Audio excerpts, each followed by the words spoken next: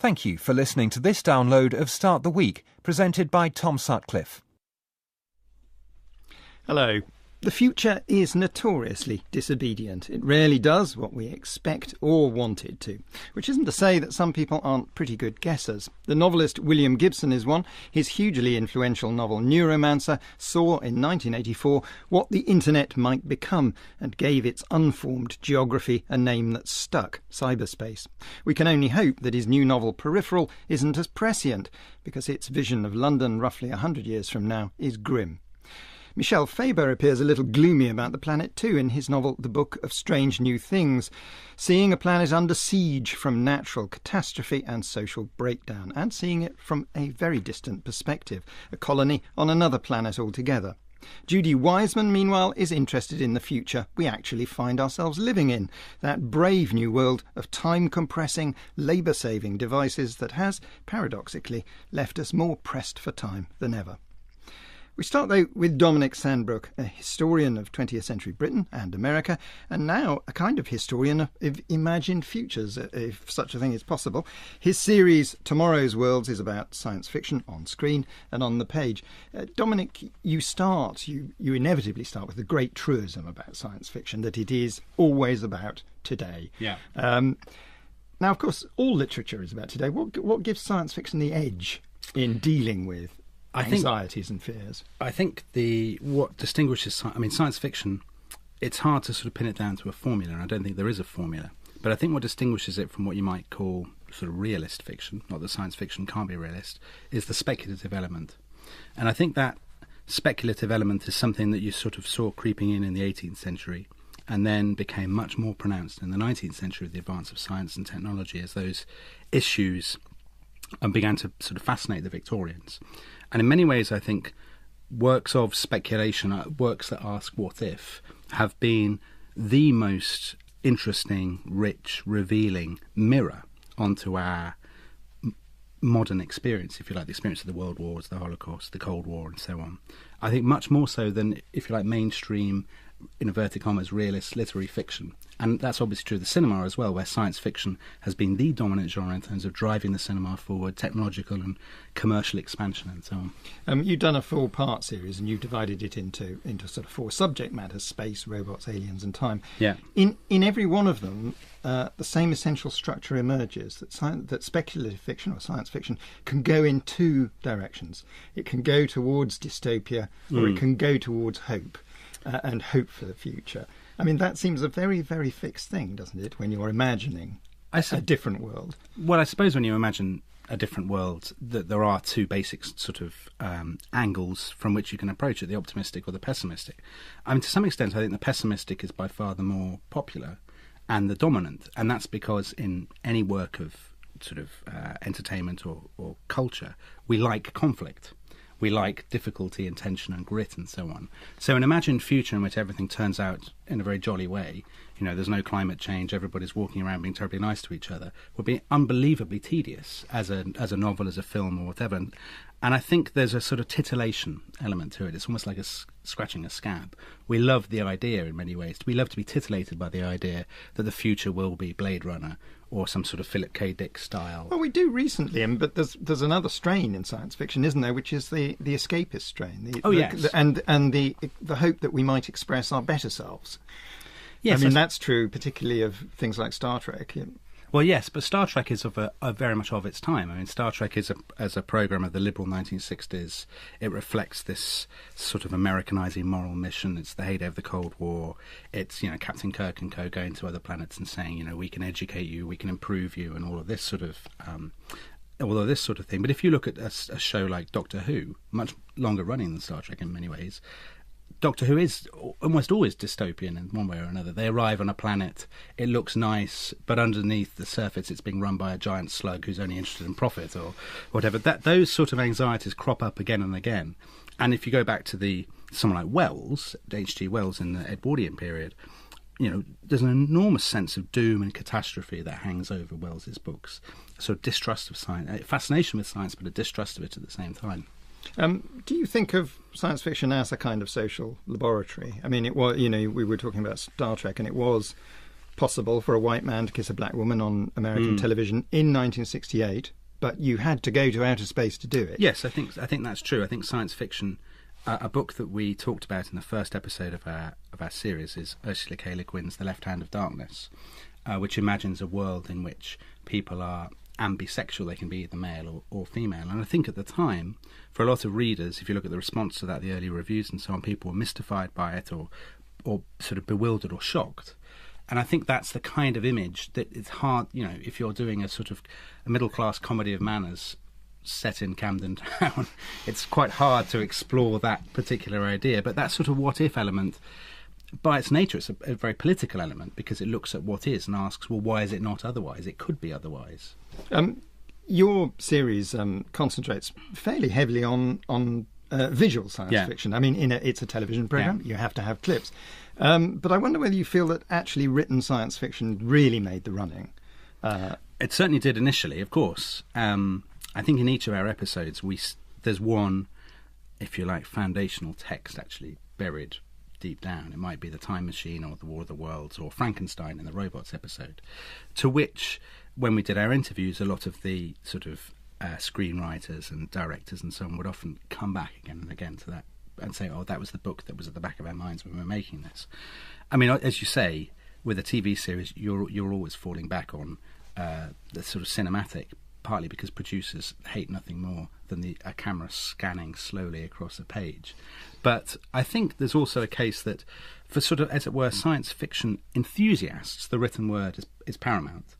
But for the mainstream audience who don't necessarily consider themselves science fiction fans, the way in which science fiction has entered their imagination is through the cinema and through television, through Star Wars and so on. William Gibson, you were a very early reader of science fiction I in a small town in America. And what was it about science fiction in particular that drew you, rather than other forms of it? Was it just what was available?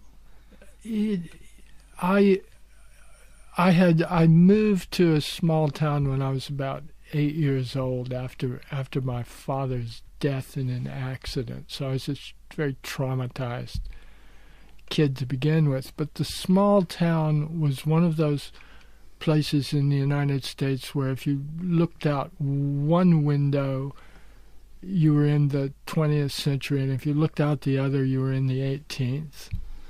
And I felt estranged from the contemporary moment in living there, and I think I wanted to overcompensate with an extra dose of futurity. It was like I wanted a ticket out right away, and science fiction offered that.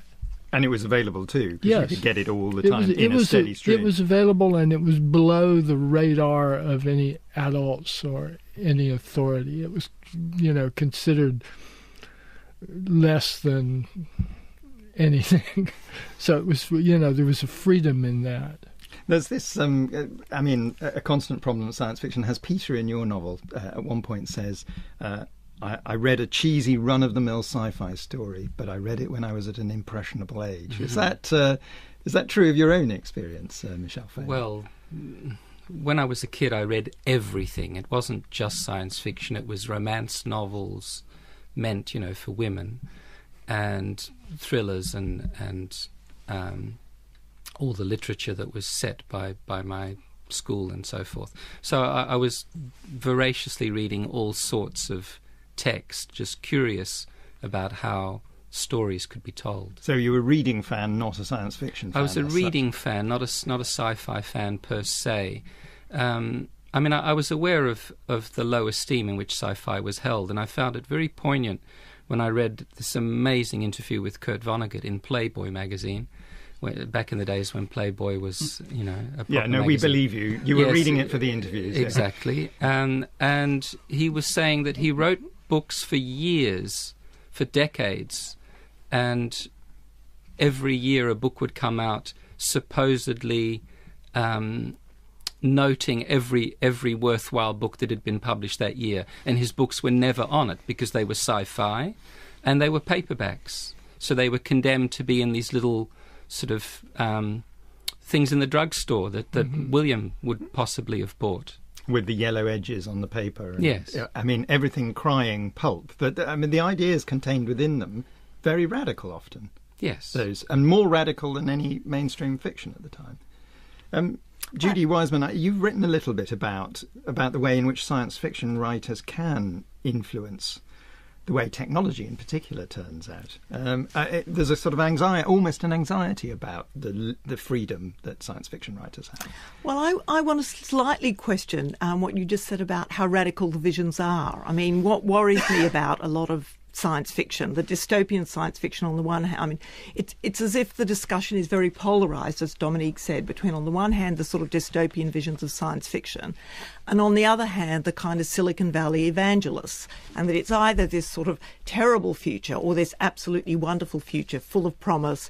You know, this technology is going to save us time and we're all going to wear wristbands so we can sleep well and, you know, have the right diet and all of these things. And I mean, what we're trying to do, I suppose, academics like me, is to shift the discussion a bit and to kind of step back from that and say, well, actually, these worlds that we think about, are they so different? I mean, you know, they're hyped as different, they're hyped as radical, but actually I think the social relations in them are often rather conservative, rather kind of standard. And so I think it's interesting that you've mentioned Ursula Le Guin. I mean, it's much harder to present a world of kind of hybrid gender relations, of different kinds of kinship patterns, different kinds of society, than it is to kind of fetishise technology and kind of hype that as what's really kind of radical and new. William Gibson, you were nodding during that. You couldn't be accused of fetishising technology, though you've been fascinated by it. But you always have been interested, haven't you, in the odd way it plays out against human uses and the odd kind of deformations that come out of that. Well, I've come to think that emergent technology is the big change driver in society, one way or another, and long has been. Not just technology in the sense of something from the Apple Store, but technology in the sense of growing cereals and knowing how to store them, or You describe it as emergent technology, which is an interesting choice of word, because it almost implies that this thing happens without a kind of central planner. There's not an engineer deciding. That was exactly my next point, that we don't legislate technologies into emergence, and they pop out, and we legislate after the fact. And the people who conceive and invent and develop and produce these things and put them into the world have no way of knowing what they're really going to do as change drivers, because you can't tell until people get their hands on them. The story of all technology in history is the story of unanticipated consequences, to some extent. Exactly. The printing press, I don't know, spectacles, the railway, whatever. I mean, we always have this sort of fantasy that we live uniquely. It's sort of arrogance of modernity. We live in an age of unique technological change and social change driven by technology. But of course, that was the case for the same anxieties about technology and its power to disrupt and to shape a different. I mean, Judy, I know you're wanting to come in because you have a very specific quote in your book, don't you? No. Well, I think it's absolutely true that technologies have unpredictable consequences. That is absolutely true. But I also think it is very important to step back and say, well, you know, who's designing the technologies? Can we participate in the design? I mean, one of the themes that comes out, William, very strongly in your book is how important military research and development is for all the technologies we have, like drones. And I think, you know, there's much more awareness now, I think, generally among kind of citizens of wanting to participate in the future direction of science and technology, to actually want to engage about, well, do we want, you know, genetically modified tomatoes? Do we want these things developed? And William, I was very struck in one of your interviews, I can't remember which of the many interviews that I've read, where you actually talked about the fact that sometimes you'd put something into your book and then you'd thought, well, actually, I don't want anybody to even think about making that. I'm going to take it out. And I thought, well, exactly, you know, that the notion in Silicon Valley is that we have to make everything that's possible, and we don't have to develop everything that's possible. We've got real choices about that. Michel, Faber. Well, one of the things that Judy is concerned about in her book Press for Time is the idea that the future is determined basically by Silicon Valley geeks, who have their vision of what would be tremendously cool for us all to do, which isn't necessarily what we need. And one of the things in my novel, which I fantasize about, if you like, is a future in which people actually get real about what they truly need rather than what some designer might think they need. And there's a particular bit in it where Peter goes to a mortuary and he notes the way that the drawer of the mortuary works. And it says, Austin pushed the drawer shut again and fastened the latches. Once again, Peter was struck by the simplicity of the technology. No computerized locking system to be placated with a keypad or a coded swipe card, just a drawer with a couple of handles. He realized all of a sudden that this simplified design was not the result of cheapskate make-do, a weird mismatch between the company's colossal wealth and a penchant for outmoded discards. No, these freezers were new, and not just new, but custom-made. Some obstinate designer had paid extra for 19th century practicality, had bribed a manufacturer to leave out the computerized sensors, microchip programs, flashing lights, and smart options that an up-to-date mortuary freezer would contain. I liked it very much, your simpler technology. We're going to come back to that, actually, because the fact that we're re-entering the 19th century occurs in your book. But William Gibson, I just want to come back to you about Peripheral specifically, because your previous 3 novels to this were set, roughly speaking, in the present day. They weren't, in any conventional sense, science fiction novels or whatever. You've now returned to looking into the near and distant future. Why did you want to do that now? Well, I think of the Peripheral as being the sequel to the 3 previous novels, and those 3 novels were a conscious attempt to recalibrate my own yardstick of contemporary weirdness, which I had come to think prior to doing that was a dated yardstick. My acquired yardstick of weirdness was 80s weirdness, and the bandwidth of weirdness has been steadily widening. So in a sense, those 3 books were my exploration of the contemporary moment and sort of feeling the elbow room of that I need to exaggerate the moment's weirdness slightly in order to induce the sort of cognitive dissonance that I enjoy. You've described yourself before not as an imaginer of the future, but a curator of the present. That's what your process is, to look very specifically at the moment. Yes. You've also said this fascinating thing: it's harder to imagine the past that went away than it is to imagine the future. What did you mean by that? Well, I think that history... Since we know the past. Well, history, I don't know that we constantly... I think we constantly re-know the past. I think history itself is an utterly speculative discipline. Absolutely. I think the history of our past 100 years from now will scarcely resemble our idea of the history of our past. No, that's pretty true, I'd say. I mean, you think of the Victorian period, the history that we now write about the Victorians would seem outlandish and bizarre. The Victorians would be shattered by our sense of what they were. And well, because we so often get it wrong. I think we would be shattered perhaps by our descendants' sense of what we were. Yeah, Dominic was saying earlier on that this sense of up-to-dateness that we imagine we have, we're at the absolute cutting edge, the forefront of everything. Everyone, of course, throughout history, as Dominic pointed out, has felt that. And one of the things that I tried to do in The Crimson Petal and the White, my Victorian novel, was to give that sense of the Victorians' utter modernity rather than the sense that you often get in histories and in historical novels of people living in a kind of theme park, historical theme park. But it is, I noticed something actually reading your book. It's very rare in science fiction for people to do something which is very common in real life, which is to go, isn't this an amazing gadget? Science fiction is very nervous about wonder, isn't it, within its own sphere, because it must imply that everything is matter of fact and routine. Peripheral, rather interestingly, does have people going, not knowing quite how machines work and being a little astounded by them. Well, yes, it's on the one hand, one doesn't want to write a fiction in which people are astounded by transatlantic telephone calls or by television sets. And yet when you're describing a non-existent piece of technology, an imaginary piece of technology to the reader, you actually want the reader to be excited about it, but you don't want the character who's using it to be excited about it.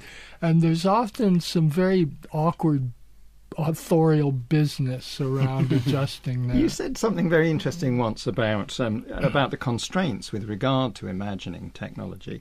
You thought that if somebody had written a novel in the 60s, fully imagining the cell phone, it wouldn't have been publishable.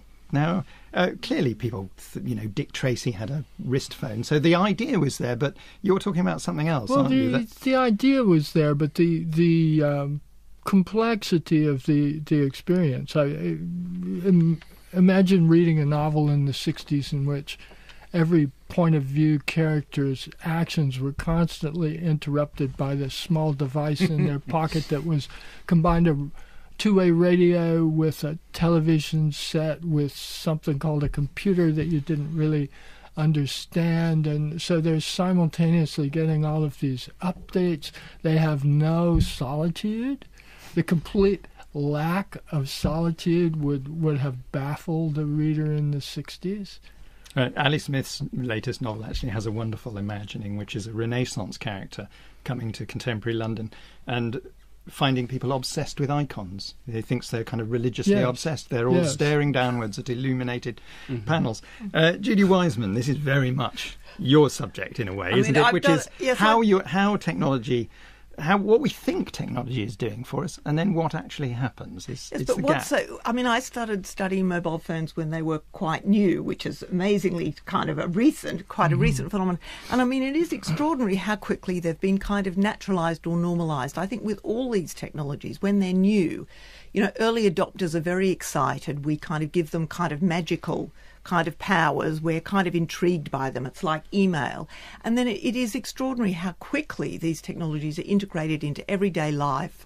They just become something people don't think about, don't comment about. And I think one of the things about history and looking back over history is that actually, in another 100 years when people look back, nobody will even think that having a smartphone is worth commenting on. Like we don't talk about washing machines, electricity systems and sewerage and all the other kind of things that have been completely naturalised into everyday life.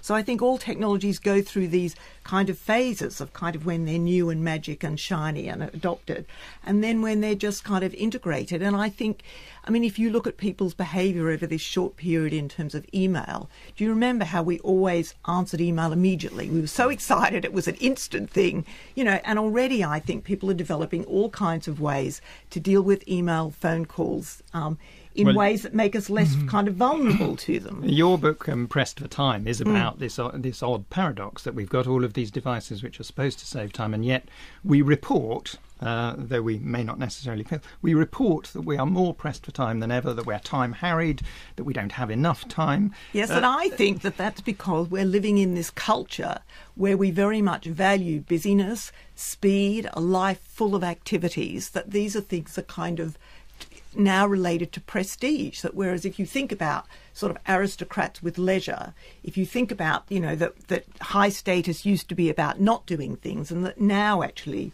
who do we think are the high status people in society? They're always incredibly busy. And I think it's kind of, if I may say so, it seems to me a kind of very kind of American kind of culture I'm very struck by. When I go, even my contemporary academics say, I'm frightfully busy, I can't make any time. And I think it's about, a kind of perceptions of self now, kind of what's a kind of valued identity now, and that being slow somehow is not kind of attractive now, an attractive show identity. Off how busy you are, don't you, to gain professional esteem. I think I'm frightfully busy is the socially acceptable form of I'm frightfully wealthy. But what about, though, this business of cutting time into ever smaller slices? Because it's also a question. There is a real thing here, isn't there? There's not just a sort of social showing off or an affectation. We now have more choice than we ever had before. So when we say, I've got lots to do, I mean, we literally mean that at any point we have maybe 50 choices, potentially, of things that could entertain us, could distract us. That feeds into this anxiety, doesn't it, about time? That we're like lottery winners who never complained about having too much. You know, we didn't have to worry about what we spent our money on. We've won the lottery, and we're paralysed by choice. Is about being what entertained doing? No, I don't think it necessarily is, but I think a lot of people feel that it is. Mm-hmm. And then there comes a huge anxiety about what you spend your time on. Yes, but I'm very struck by, every week I kind of, buy these books on digital addiction and digital distraction, and, there's articles all the time about it. I just kind of don't buy this whole line, actually. I think people are absolutely... Hang on, you talk of leisure and you say contaminated by a simultaneous secondary activity. Contaminated is a very strong word. Yes, but if you think, the kind of classic thing within kind of sociological research is people listening to the radio and looking after their kids, or cooking while looking after their kids. It isn't new to be multitasking, to be doing simultaneous things. It's not a kind of new thing. And I think people are integrating these technologies in all kinds of ways and actually enjoying a lot of these things. So, the books are all about distraction and terrible things. But actually, we know that a lot of people and families and groups of people watch television on their smartphones, doing various things, using their Facebook to talk to other people, and that these things can be actually very freeing and very actually. I am, but I'm still interested in why you used the word contaminated. Well, perhaps I kind of shouldn't have used that word, actually, but I just think that all of these technologies are very kind of double-sided. And I do argue in some of my work that the mobile phone can be a tool of intimacy, that actually people are keeping in constant connection, in constant contact, and they want to do this. I'm one of those people who was very late getting a mobile phone. I like silence. I like my space. But, this is a technology that's kind of diffused quicker than any other technology. So I had to finally, in my research, say, well, people seem to want to communicate all the time. They like this connection. Michel, Faber, you already read out the passage, which is about a kind of simpler technology, a calmer technology and a less pressing technology. Does that reflect your own, as it were, practice? You're not a kind of inveterate tweeter or anything like that. You've sussed me out there. I feel actually quite alien being amongst this company here, because I don't have a television. I don't have a smartphone. I'm not on social media. I live in the far north of Scotland in a little hamlet of 7 houses. And really, it's just me and the cats in my space, in silence that is filled with music of my choosing. And was there ever a moment at which you thought, I'm going to actively withdraw? You just never joined? I never joined. And you never tempted to join? You never thought, it's interesting to see what this technology might do? I find it interesting to observe what happens in other people's lives, but I have a strong sense of what's appropriate for my own. Should we just put it that way? William Gibson, your peripheral is about it takes on social technologies, including this wonderful idea that you can live a virtual reality. So it's a sort of drone, but it's a human drone. You project yourself by technological means into the body and the mind of somebody else entirely. Do you see that as a kind of troubling or appalling thought, or a rather tempting one? It's complicated. It's ultimately, it was too complicated for the book and its author, because there are a number of ways in which I refused to go there in the book with that technology. I've tried to be. I think that I've always felt that I needed to be agnostic about emergent technologies, whatever they might be, and neither be a Luddite nor a technophile. I try for a sort of anthropological objectivity. And as part of that, I've long tended to be a very, very slow adapter of emergent technologies. I'm always about... Adapter or adopter? Adopter, rather. I'm the last one on the block to have a given thing. I really value the time in which I'm able to watch my fellow humans use and be changed by whatever the latest gizmo is. Michel Faber. One of the things that I read William saying in an interview was that he was concerned or uneasy about the fact that often the champions of technology seem to be contemptuous of the body. It's as if they feel that technology will finally allow us to leave our bodies behind as these encumbrances that we no longer need. And one of the things that I'm looking at in this novel very much is the primacy of the body, and that's this is really all we the have. book of Strange New Things, Yes. your new novel. Yeah. Why did you choose to set it on another planet? Well, my wife was saying, why not have this missionary go to North Korea rather than outer space? But I really wanted the alienation to be to the max. I wanted the distance between that man and that woman to be as huge as it possibly could. But you began with the idea of an evangelist, of a missionary. Yes. Going out to proselytize for Christianity, for a very specific kind of Christianity. I mean, another thing, getting back to our stated theme of science fiction, another thing I guess I was addressing was this eternal fantasy that a lot of science fiction writers have had, even very, very intelligent and fine writers like William Burroughs, that we're going to use up the planet and leave it behind and start again somewhere else, which I think is just an extraordinarily stupid idea. And if you really look at how human beings function, a very scary one. Well, a potentially dangerous one. Yes. It's interesting that Interstellar, which has just come out, has a society in which it's forbidden to reveal that people once left the planet because they're so frightened that it will make people reckless about the one they've got, right. Which is rather your point, I think, isn't it? What about this issue of religion? I was thinking about it when I watched your series, Dominic, that the rise of science fiction or speculative fiction does seem to go roughly hand in hand with the decline of, as it were, a mass interest in religious texts. And I wondered whether there's any balancing, that science fiction or speculative fiction comes along to cover off moral areas of moral discussion. I don't know whether you feel that yourself at all. Dominic?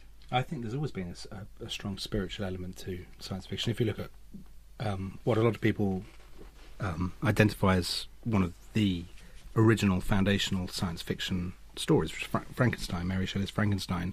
The full title is Frankenstein or the Modern Prometheus, and the sort of idea of stealing fire from the gods and creation and responsibility is a very religious idea, and I think that theme has always been there in science fiction. It's always, but it arrives as the Enlightenment arrives, yes. and as kind of rhetorics change about how you address these issues, which wouldn't once have been exclusively religious. Absolutely. Historians and sociologists of religion argue fiercely about whether there is such a thing as a religious impulse that is kind of a constant, and whether people have merely channeled it into other areas. And I think there's probably a pretty good argument that people do look for solace, for meaning, for an idea of morality from stories that are not scriptural ones, that are science fiction stories, whereas they would once have looked, almost exclusively to the Bible. Michel Faber, you have some fun with the fact that your evangelist has to translate the scripture for a culture in which almost all of the texts are completely alien. Yes, There are no sheep on this planet. There are no wolves. He has to kind of come up with a new way. No rivers, for rivers of Babylon and so on. And he has to do this paraphrase, if you like, of the King James Bible that will be comprehensible to this alien species. And that is fun. And I think the reader is entitled to fun in a book that's as sad as the Book of Strange New Things. It's a book that came to terms with my wife's death. She was dying as I was writing it. So there are some very, very heavy and inconsolable sadnesses in the book, and I felt that the reader deserved some entertainment and some fun as well, and that's what that that's what purpose that served. It was a book which was conceived before that event, though, wasn't it? Yes. So did it change in the writing? Because it is deeply poignant, and it's about a very loving couple who are separated by cosmic distances because he goes off to this other planet and she stays behind. They're able to communicate, but the book is very much about their growing alienation, I suppose, yes. And the growing distance between them. Did that come about because of what was happening as you were writing it? It's not for me to say. I mean, I initially conceived the book being set on an alien planet because I was very dispirited about human behaviour and wanted to go and live among the aliens. But I don't know to what degree the book metamorphosed as a result of what was happening to my wife. I mean, that's for the reader to decide, I think. Your aliens are rather lovable aliens. I mean, rather appealing aliens. They're I mean, I don't want to Some give too much. people find them very creepy. Well, you know? they have their creepiness. You invent a language for them which is kind of unpronounceable by pretty unpronounceable. You can pronounce it, I think. You use glyphs in the text to Yes. illustrate it. Well, I don't know how to pronounce it when I do readings. I just have to strangle myself and do my best. Like a ripe fruit being thumbed into two halves is the wonderful description you have of it. You've made one prediction in giving interviews about this novel, about the future, which is that you won't write any more novels. Why? Writing novels was something I shared very much with my wife. I handed over every chapter and she gave me wonderful feedback on it, and that's history now. So that's one reason. And the other reason is I wanted all my books to be very different from each other, and they are different from each other, but I think there's only a certain number of times that you can pull that off before you start repeating yourself, and I think I've reached that point. But you're not stopping writing? No, I'll write short stories, I believe, and other kinds of writing. Perhaps academic writing, who knows?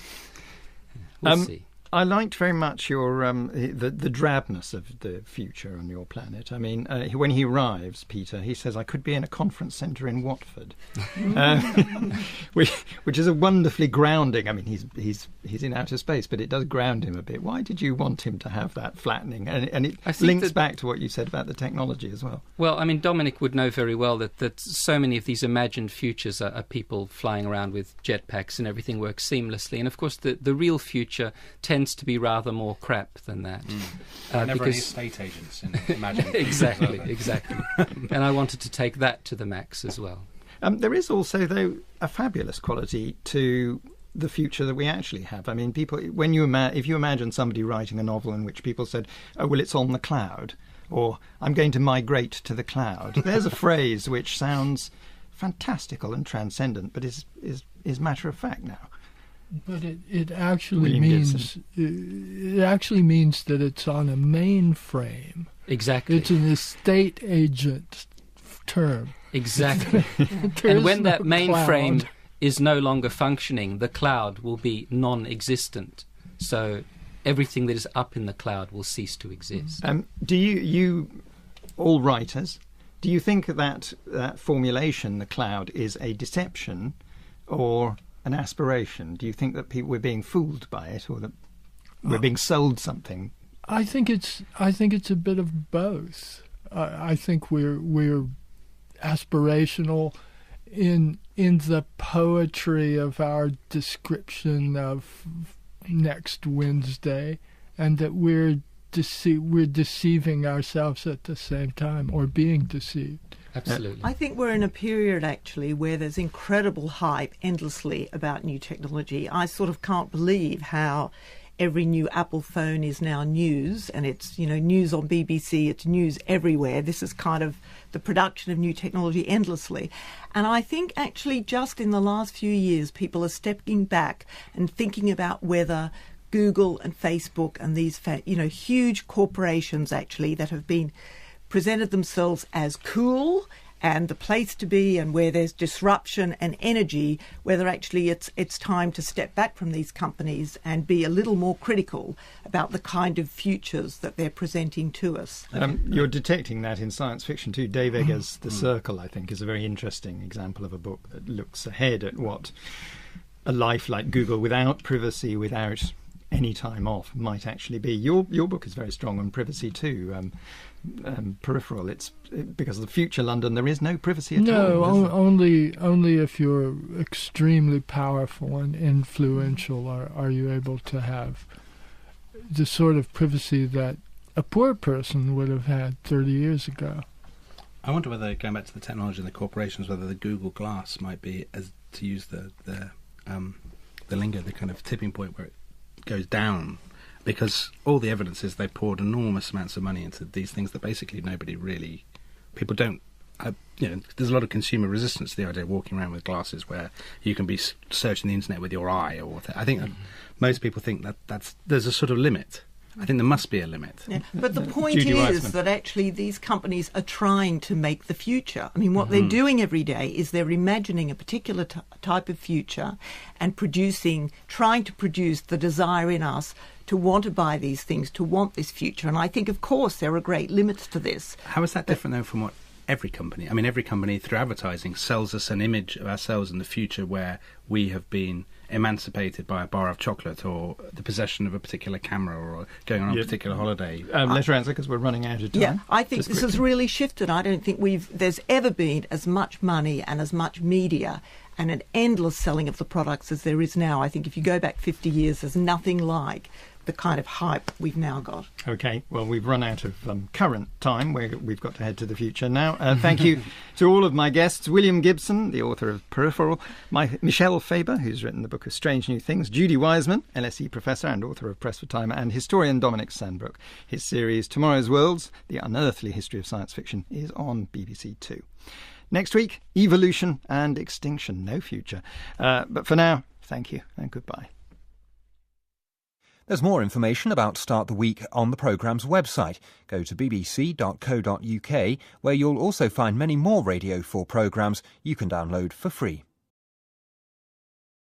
There's an enormous sense of doom and catastrophe that hangs over Wells's books. A sort of distrust of science, a fascination with science, but a distrust of it at the same time. Do you think of science fiction as a kind of social laboratory? I mean, it was, we were talking about Star Trek, and it was possible for a white man to kiss a black woman on American television in 1968, but you had to go to outer space to do it. Yes, I think that's true. I think science fiction, a book that we talked about in the first episode of our series is Ursula K. Le Guin's The Left Hand of Darkness, which imagines a world in which people are ambisexual. They can be either male or female. And I think at the time, for a lot of readers, if you look at the response to that, the early reviews and so on, people were mystified by it or sort of bewildered or shocked.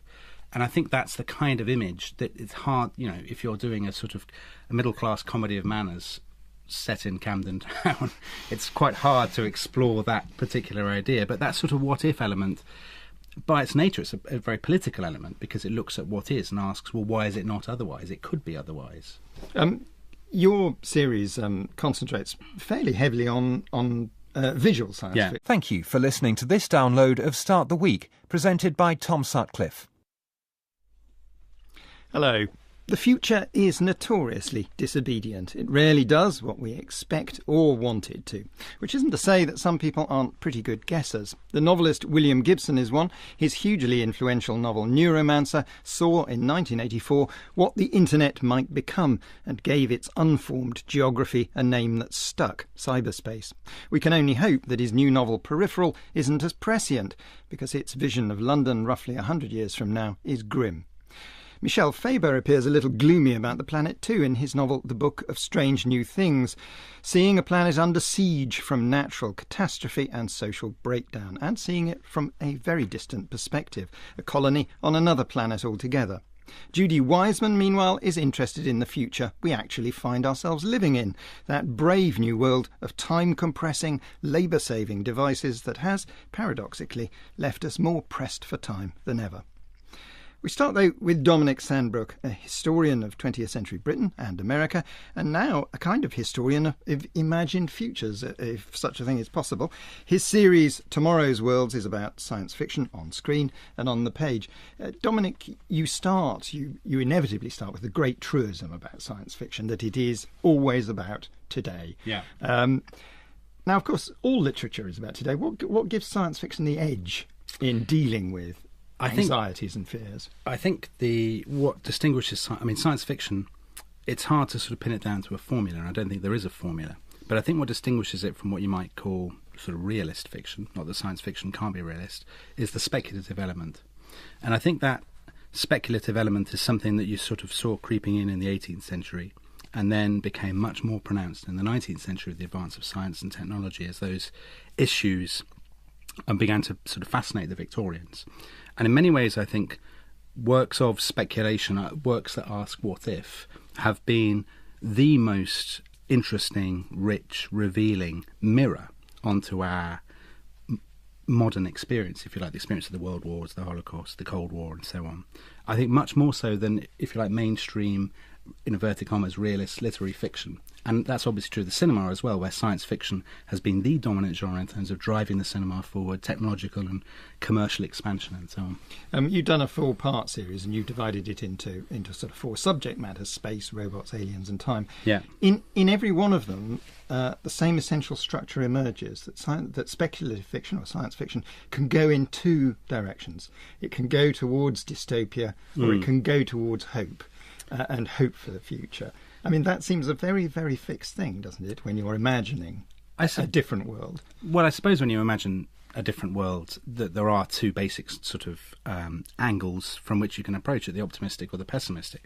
I mean, to some extent, I think the pessimistic is by far the more popular and the dominant, and that's because in any work of sort of entertainment or culture, we like conflict.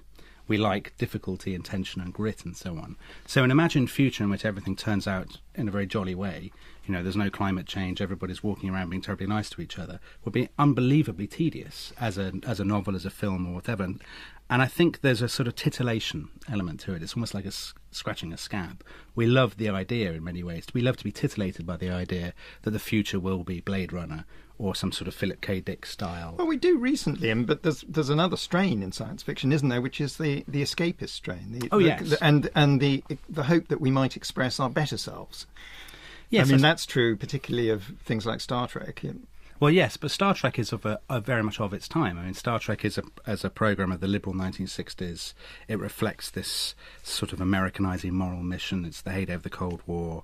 It's, you know, Captain Kirk and co going to other planets and saying, you know, we can educate you, we can improve you, and all of this sort of thing. But if you look at a show like Doctor Who, much longer running than Star Trek in many ways, Doctor Who is almost always dystopian in one way or another. They arrive on a planet, it looks nice, but underneath the surface it's being run by a giant slug who's only interested in profit or whatever. Those sort of anxieties crop up again and again. And if you go back to someone like Wells, H.G. Wells in the Edwardian period, you know,